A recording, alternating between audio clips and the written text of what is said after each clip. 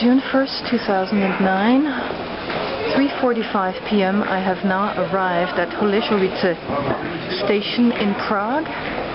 I've just purchased my ticket for the subway. I need to go 4 stops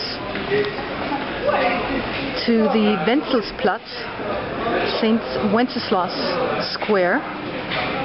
And everybody pretty much understands German or English here, so it's pretty good. Let's see where the metro is here. I think this sign here, this arrow going down, must be towards the metro station. No, this sounds like subway here. So let me go in this direction.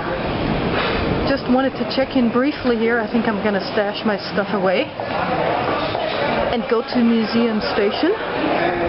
Here's a little look outside from the train station in Prague. Here are some ticket vending machines. And I'm going to sign off for now and come back to you once I get to my square.